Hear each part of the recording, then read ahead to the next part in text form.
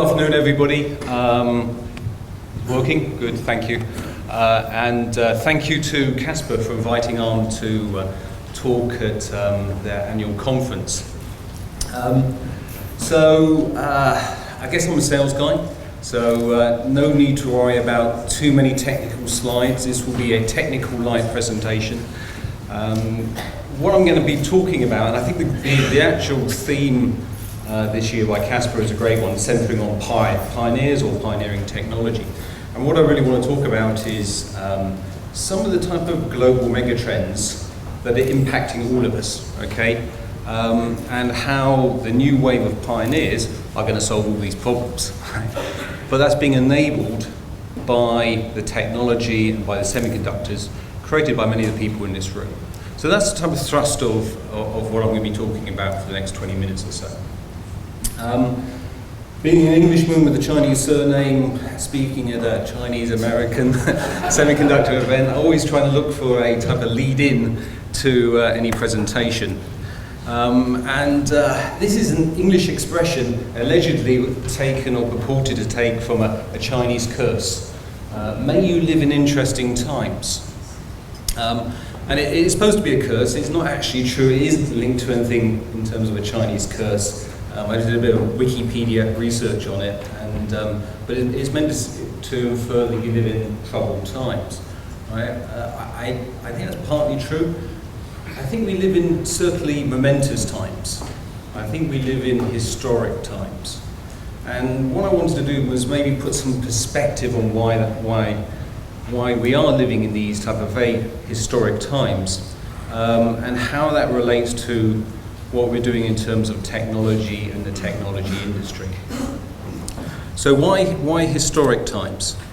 Okay, so if you look back on mankind over the last 1,000 years, there are many historians who argue that things didn't change very much since we invented fire and domesticated animals. And in fact, one of the big events that actually happened which changed all of us was the first industrial revolution around about 300 years ago. And this lasted for 100 years, and some very interesting things came out of it. First of all, it was driven by textiles, by the invention of steam, or the application of steam power, and the mass production of steel. And this fundamentally changed the world. It also fundamentally changed lifestyles, for the better and for the worse. And if you look at learned papers on this, they say that the standard of living for mankind actually didn't change very much over about a 700-year period. But when you got to about the mid-1700s, it took a sharp increase up. And this was due to the Industrial Revolution. Of course, while the standard of living of people improved, it brought some downsides. And I travel a lot, and I know the challenges of some of the of living in Beijing and Shanghai. But China wasn't the first guys to invent pollution, right? English did it, right? This is a picture of the Docks Mechanic Mills up in the north of England. And when you get this great change, you also get some consequences which aren't so pleasant. Now, if we look at where we are today, we're living in, I guess, times which are changing, which are impacting us on a level which, in those days, in 200 or 300 years ago, were unimaginable. We've got globalization, we've got the rise of China, we've got the rise of India, the whole of the Asia region, South America, Africa is coming up. So we've got globalization. We've got the impact on demographics. Changes in the demographics obviously impacting resources. And then the thing that is at the bottom here, technology. And I was actually tempted to cut out technology, and something that Stephen and Charlie also referred to is data. My son moved over from the UK to live with me, and he's working at a startup, data analytics startup here in the Bay Area. So I'm actually learning a lot about data from my son. And he's a bit like me, he's a sales guy, but I'm having conversations with data scientists. And it is quite amazing what is actually happening. because over the last 2 or 3 years, mankind has created more data than all of history beforehand, just in those two or 3 year period. Admittedly, 95% of that data is useless, but all the photos that get uploaded, it's created more data than we ever had before. And I call that conventional data. And the reason I call it conventional data is probably not conventional, it's all the photos, it's all the stuff that we're used to actually creating and uploading into the various cloud or storage devices. That is just going to change so much over the next 10 years. As the world becomes instrumented with what's called the IoT of things, right? As the world becomes instrumented and that data is going to flow wherever it's going to flow to, the various parts of the cloud, the intelligent, flexible cloud, whatever you want to call it. Talking to some of these data scientists, they get really excited about this, okay? Because they're imagining this continuous flow of data and what you can do with it. And I was having an interesting conversation with some colleagues from a company called HERE. I don't know if you've heard of HERE. This is the mapping division of Nokia, which is being sold to a German, I think it's being sold to a German automotive consortium. And they were talking about what you can actually do in terms of analysing the data, to the extent that actually one of their senior guys is a keen cyclist, and they're based in Berlin, and they can actually track street by street where it's going to rain. And being a keen cyclist and wanting to stay dry, you can actually get a system to navigating through a dry route to go from the HERE offices back home. I thought it was quite incredible, and that's just to start. And then you look at the second order and third order effects from all this data.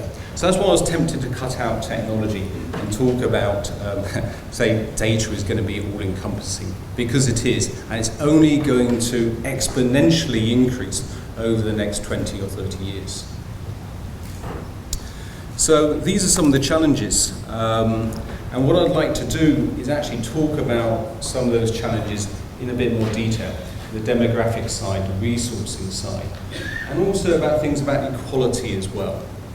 And that may be a strange thing to think about at a technology-based event, but this is actually going to impact the way we're going to solve problems with technology. And I'd like to spend a few minutes on that. So, with all this change around us, this is going to cause social and environmental changes. And of course, we're going to be looking for solutions to this. And the gentleman up in the top right-hand side is a guy you probably heard of, Michael Porter, the famous professor with his 5 forces. And he actually postulates that one of the ways to solve a lot of the world's problems is by generating wealth. And all wealth is actually generated by businesses. So they're saying, quite an interesting talk, he's saying, things are changing so quickly, a lot of the challenges we have in this world are failing to be met by governments. And this is why you see a lot of the rise of NGOs and non-profit organisations trying to solve some of these problems. The challenges they face, it doesn't scale. And the reason it doesn't scale is they don't have the resourcing, they don't have the money. So what his argument is that actually to solve this, you actually have to create wealth. And you have to generate businesses. And I guess this is probably part of my discussion I want to talk about in the next few slides. We have the opportunity as a technology community to help enable a new set of pioneers. A new set of pioneers who can not only solve the problems, but also create wealth. And I'll spend a few minutes talking about that. And being aware this is a semiconductor organisation, semiconductor event, I wanted to tie that back to the things that we actually do. So I'm going to say semiconductors to the rescue, so I've got a few slides on how the semiconductor community is addressing this. It's a non-trivial problem, but because of the geniuses we have in this industry, it actually turns a very trivial problem into an enabling technology that actually enables a whole new generation of pioneers. And towards the end of towards the end of my presentation, I want to leave you with a few thoughts. There's a lot of good stuff that's happening in our industry. But there's a few clouds on the horizon that we need to be thinking about. And I just really want to put some questions out there, and I don't think they're going to be new questions to you because we live in the semiconductor community all the time. But I just want to leave us with a few thoughts on that. So that's how I type a plan to structure the next 20 minutes. Okay, looking at some of the challenges, and I have to thank, whoops, there's my page up button, page up, okay. I actually have to thank a presentation I was listening to by a gentleman called Dominic Barton. He's the global MD of McKinsey. He gave a very illuminating talk to Stanford Business School, I guess a couple of years ago.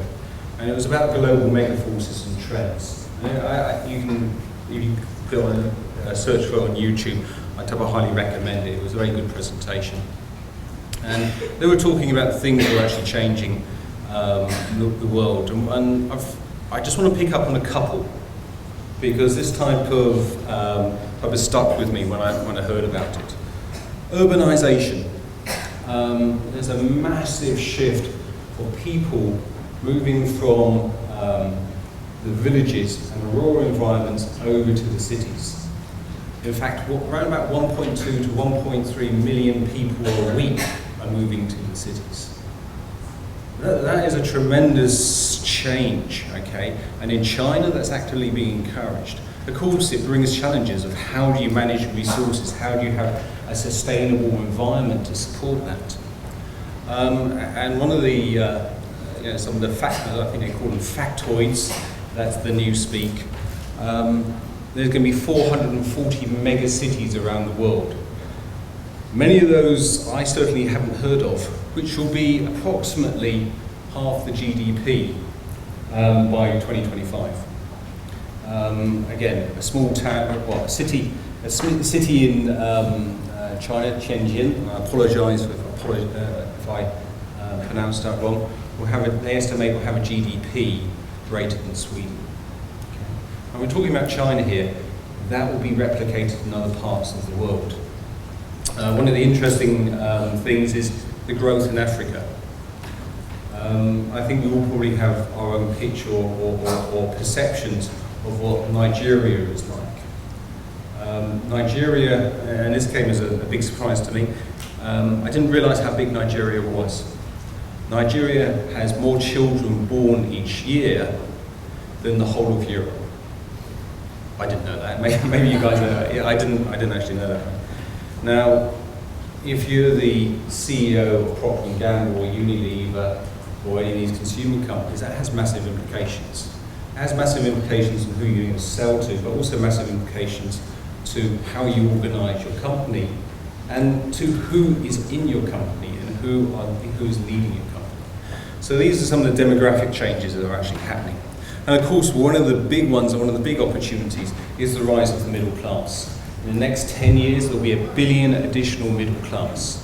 By 2030, 3 billion. 2040, 4 billion. And this is going to put not only is this a massive opportunity to sell things, right? But it's also going to put a lot of stress on the resources that we actually have on this planet. And you can talk about the many different types of resources that will be stressed. I think over the last 10 years, although the oil price, what you think is a good thing or bad thing, is probably at a long time low, on average for commodities over the last 10 years has risen by 150%. This is because it's you and I, it's the new middle class wanting our new iPhones, or Xiaomi phones, our cars, all the other things that we actually desire and want. It's putting a massive stress on the resources. Something that's very pertinent to where we live in California is a lack of H2O. And we're going to have some serious problems if we don't do a better job of managing our water resource. Because by 2030, I think it is, there's going to be a 40% excess demand for water than there is supply. And this causes global tensions. Because countries want to secure resources, they are buying up land in other countries. For example, in Hokkaido prefecture in Japan, which has a large rainfall. China, Hong Kong, Singapore and other countries are buying the water rights in Japan, causing some tension. My wife is a New Zealander. There's countries going in there, buying up land to secure supply for their agricultural demands. The same in Canada. I'm not saying this is a good thing, not saying it's a bad thing, but it does create tension. I think 6 of the 7 largest rivers in the world stem from the Himalayas. And water doesn't really, water flows where it flows, right? So the impact of who controls the water and the political tension that can be built up around it is something we have to be very aware of. So what can we do as technologists to try and help that? Well, okay, we have to think about better ways to control our water. Use it more economically. And again, that's an opportunity. And the third thing I actually mentioned was on the theme of global tensions, and it sounds a bit grim, it'll get better, is I guess the inequality. This is inequality in skills, this is also inequality in income. And another type of fact I didn't know about until I did some research for this talk came from Oxfam. And I thank Connie for correcting the number of zeros in my slide there. I'd actually got it wrong. The wealth of the top 85 people on this planet is the equivalent to the combined wealth of the bottom 3.5 billion people. That staggered me. I thought maybe 100 million. I didn't think it would be that much. And again, I'm not passing judgment on this. I'm just saying this is a fact, right? Then we have a skills imbalance. There's going to be a surplus of people who have got not the requisite skills, and there's going to be a shortage of people with the required skills. And again, how do we actually manage that? The graph there, or the picture of the globe on the right, is in relation to what's called the Gini index. And this is an index between 0 and 1, or 0 and 100 in this case, where it gives you a feeling for inequality across the world in terms of income. Basically, good is green, not so good is red. And what tends to be happening is in the red areas you get less political stability. And actually the trend, if you look at, say, OECD countries such as the UK, and such as America, income equality is actually growing. So why is this actually pertinent? Why are these things actually pertinent to the technology industry? Okay, how do we solve the type of income gap? Well, I guess it's all about wealth creation. How do we actually solve the skills gap? Because I guess I'm one of a band of very lucky people who actually got access to first-class education. I'm certainly a minority in this world. Most people don't have access to good education. So how do you actually help these people who are inherently talented and know what the situation is locally to actually create wealth, create solutions? And how can we maybe augment their skills with technology? And this is some of the things that was going around in my mind when I was preparing for this talk. And I guess the new type of pioneers that we have, or that we will have moving forward. Because if you think about technology pioneers, the conventional technology pioneers, the Nikola Teslas, the Larry Pages, the Andy Groves, the Brunel, okay, they mainly come from the West, right? But the new challenges will be in the West, but will be increasingly in developing countries or the fast-growing countries such as China. And these are the new pioneers that I think will actually be shaping the world and which we need to enable. And again, I'd just like to spend a few minutes talking about this.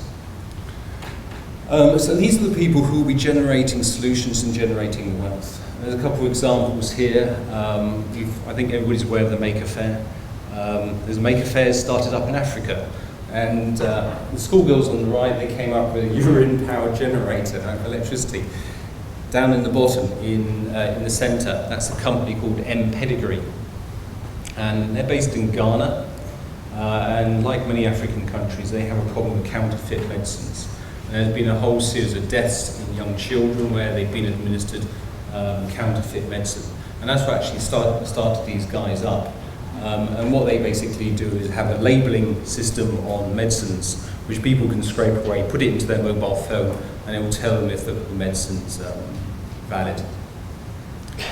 And why I say that one, that's an example of mobile technology and of entrepreneurs in Ghana who are actually in a small way trying to change things for the better.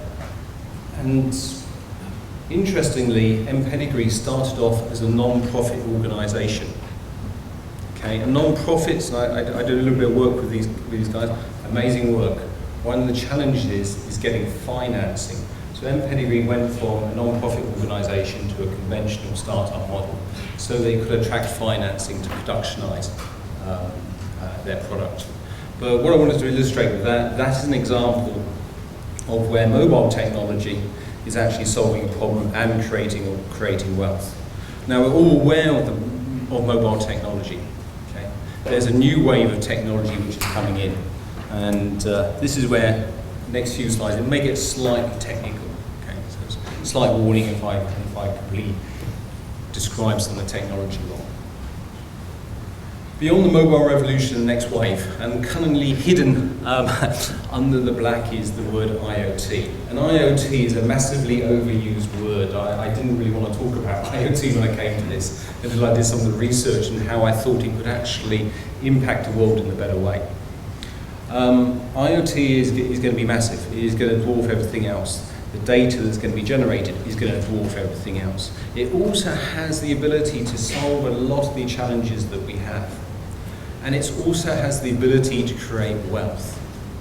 And this is just some additional numbers and the growth at which these areas are going to change. The thing is,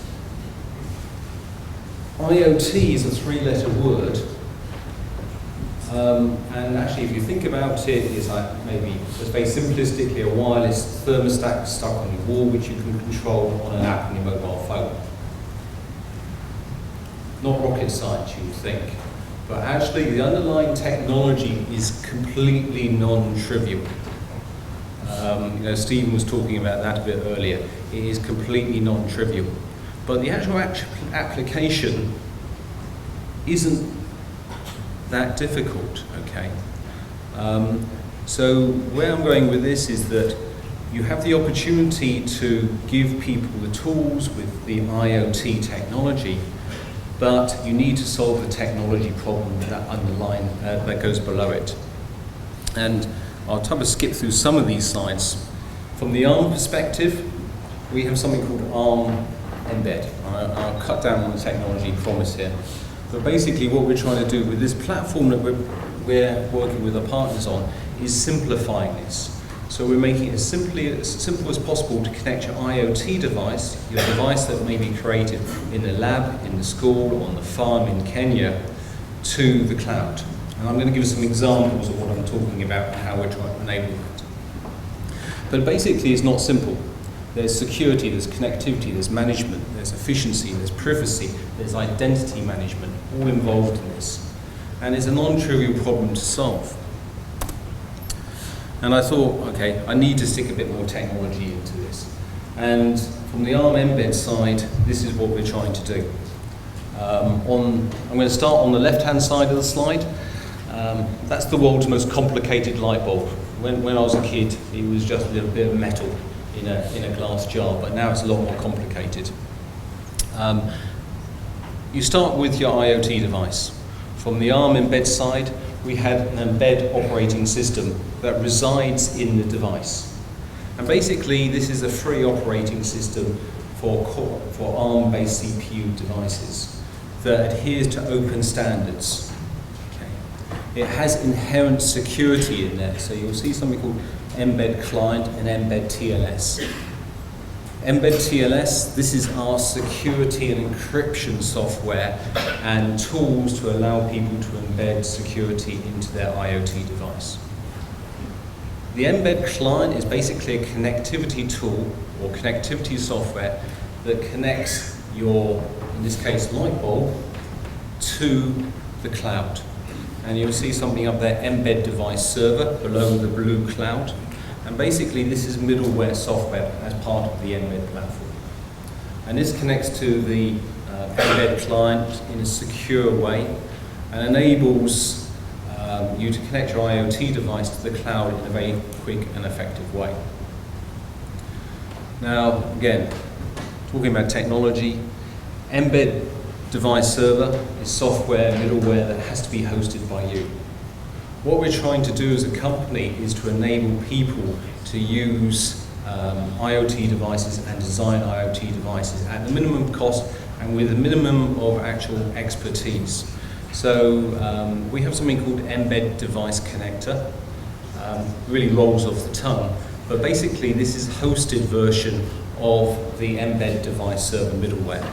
And essentially what you can do is connect your device to the internet without actually having to establish an infrastructure. So it's a quick way of actually prototyping the technology. And this is essentially what this slide actually says here. So it's a way of connecting your device, in this case a board, one of our ARM Embed development boards, to the internet by using the device connector. And talking about this technology, that's the actual board, that's the IBM, we partnered with IBM to develop a board where essentially you just connect it into an Ethernet. There's going to be Wi-Fi versions available as well, but this, you then go onto the Embed website or the IBM website, and then you can actually see what's coming from your board. So basically it's a very simple way and a very quick way to connect your IoT device, whether it's a prototyping board or your board, through to the internet and through to the cloud, without actually having to worry about all the underlying technology, because that's hopefully taken care of with the ARM Embed platform. And although I've been talking about ARM, and I don't want to talk about it too much, there are other platforms out there. Stephen was talking about Wicked, which is from Broadcom, which is their platform, which does something similar. But really the thrust here, and these are some of our partners, when you're delivering solutions, you need a partnership, you need an ecosystem. So from the ARM Embed community, we have something like 135,000 people developing with Embed, and we have over 100 Embed enabled products already. Typical applications and deployments, well, this Embed system is being used in Southern California to control street lighting. The motivation for that was not only just energy saving, but also the ability to allow the city to be built on a light-by-light basis as opposed to being zoned, so it saves significant cost. A big area for the application of IoT is into ag-food. This is an example of one of our partners in Korea. They're controlling the nutrition and the feed for a fish farm by using this IoT technology. So those are commercial applications. Part of my talk and what I'm trying to say here is how are we actually enabling the new pioneers in new parts of the world to actually access it? Well, ARM is pretty passionate about what we're doing here. So ARM teamed up with UNICEF and Frog Designs in San Francisco for the Wearable for Goods Challenge. And this is where we actually reached out on a global basis to get ideas from all parts of the world about wearables that can actually help mothers and children and reduce infant and mother's fatality rates. So it was actually reaching out and saying, what type of wearable or what ideas can you have around wearables to make life better for these people? And it's actually been a tremendous success. We had over 250 submissions, ranging from people photographing in bits of paper, literally with crayon designs on it from parts of the world, through to working prototypes. And we've got 10 finalists now, and actually at our TechCon conference in a few weeks' time, in actually this location, Simon Seegers, who is our CEO, will actually be announcing the winner of this. So that's one way that I guess we're looking at trying to enable a global community to get easy access to IoT technology. Another way is an initiative pioneered by the BBC in the UK, and this is called Microbit, and this is a small single-board computer. It's about 4 centimetres by 5 centimetres. The BBC are actually giving to every child of year 7 in the UK. And ARM is proud to be part of the partners, proud to be part of the partnership in bringing this to fruition. And this is the scary bit where I try to actually get a video which can describe it much better than I can.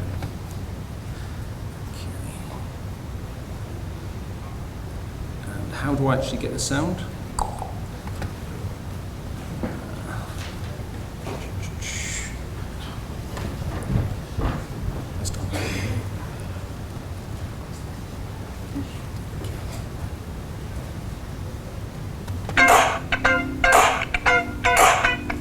The Microbit is a pocket-sized computer that lets you get creative with digital technology. You can code, customize, and control your Microbit from anywhere. Light up the LED display to create something simple in minutes, or even communicate between microbits. Or get really creative with Microbit's more advanced features, like its buttons, motion detector, compass, and sensors. You could create a guitar that changes the volume the more you shake it. Or a flick football game that powers a Microbit scoreboard. And you can connect it to other devices, sensors, and everyday objects. So you could water your thirsty plants, or use Bluetooth to take photos with your phone, and control your music player. And you can customize the Microbit in any way you can imagine. It's really anything you want it to be. I think it's to be like a robot. It's quite different to any other technology I've sort of used before.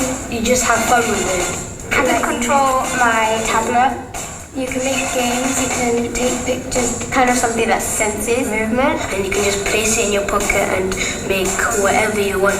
We'll describe it as a future.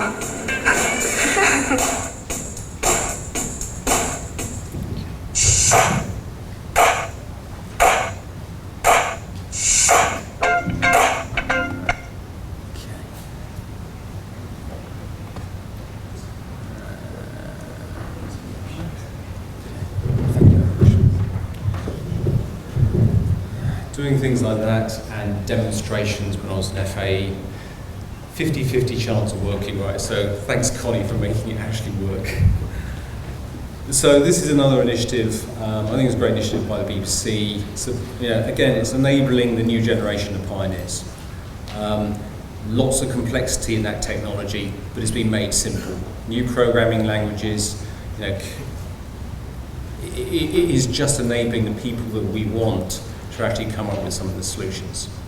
I've got a 45-second thing, so I will now finish. I think I've got one more slide to do. So I mentioned finally some thoughts to leave us with as a semiconductor community. Semiconductors provide an enormous enablement. Okay? All these products we talk about are enabled by guys like you. I think the challenge for us is that while the technology has changed a lot, massive advances such as Charlie's been talking about, the business model in the way we monetize the technology hasn't changed that much.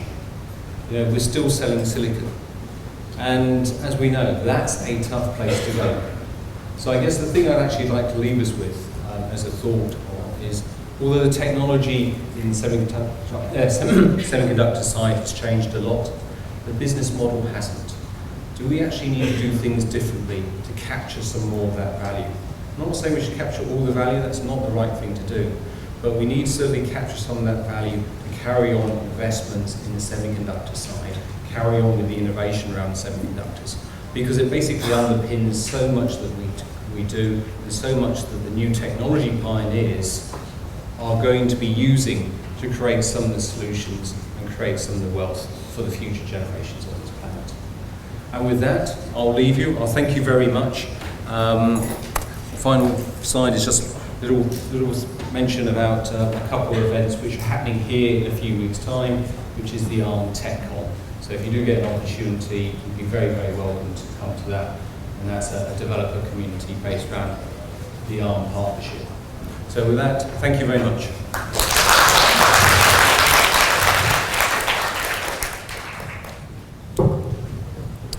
Thank you, Stuart.